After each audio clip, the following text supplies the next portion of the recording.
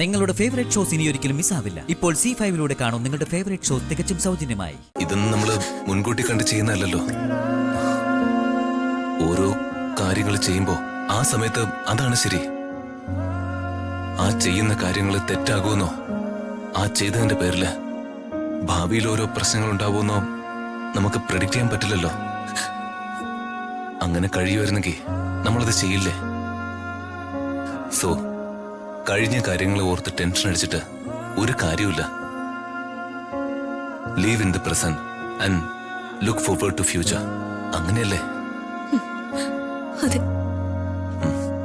എന്നാലും ദീപക് ഇങ്ങനൊരു കംപ്ലൈന്റ് കൊടുക്കുമെന്ന് ഞാൻ അറിഞ്ഞിരുന്നില്ല. എനിക്ക് വേണ്ടി രാജുവിന് ഒരുപാട് ശരീരം വേദനിക്കേണ്ടി വന്നു. ഞാൻ കാരണം രാജുവിന്റെ ജോലി നഷ്ടമായി, ഈ വീടിന്റെ സന്തോഷം നഷ്ടമായി. വല്ലാത്തൊരു ജന്മ രാജു എന്റേത്. ഞാൻ സ്നേഹിക്കുന്നവരെ അറിഞ്ഞോ അറിയാതെയോ ഞാൻ തന്നെ വേദനിപ്പിച്ചുകൊണ്ടിരിക്കുന്നു. അച്ഛന്, രാജുവിന്, രണ്ടുപേർക്കും വേദനയും സങ്കടവും മാത്രം ഞാൻ തന്നുകൊണ്ടിരിക്കുന്നു. അമ്മ ഉണ്ടായിരുന്നെങ്കിൽ അമ്മയ്ക്കും ഇതേ ഗതി തന്നെ ആവുമായിരുന്നു. അങ്ങനത്തെ ശാപം പിടിച്ചൊരു ജന്മം എന്റെ. ഞാൻ ഇനിയും രാജുവിന്റെ കൂടെ നിന്ന് രാജുവിനും എല്ലാവർക്കും അതൊരു ബാധ്യതയാകും. അതുകൊണ്ട്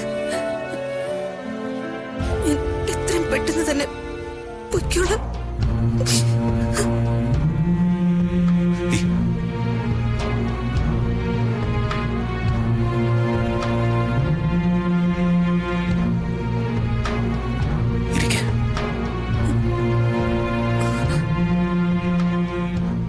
മാഡം, താൽക്കാലികമായിട്ടാണെങ്കിലും എന്റെ ജീവിതത്തിലേക്കും ഈ വീട്ടിലേക്കും വന്നത് മാഡത്തിന്റെ സ്വന്തം ഇഷ്ടപ്രകാര.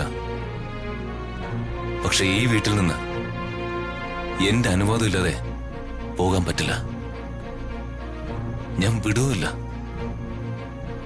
ഞാൻ പറഞ്ഞില്ലേ, മാഡം ഇപ്പോ എന്റെ സംരക്ഷണയില് എന്റെ വീട്ടിലാണുള്ളത്. മാഡം,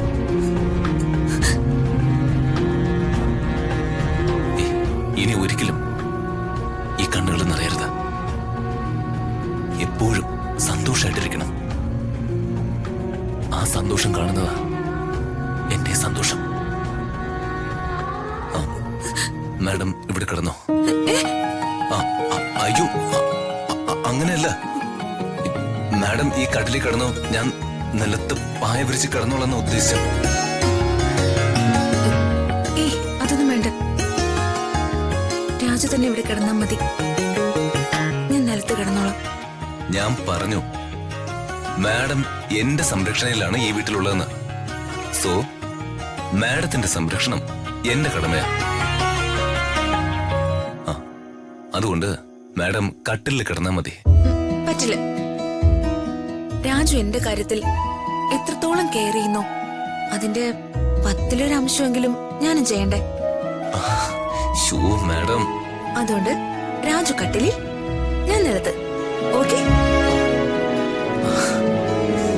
ഡൗൺലോഡ് ചെയ്യൂ C5 ആപ്പ്. കാണൂ എല്ലാ എപ്പിസോഡുകളും സൗജന്യമായി.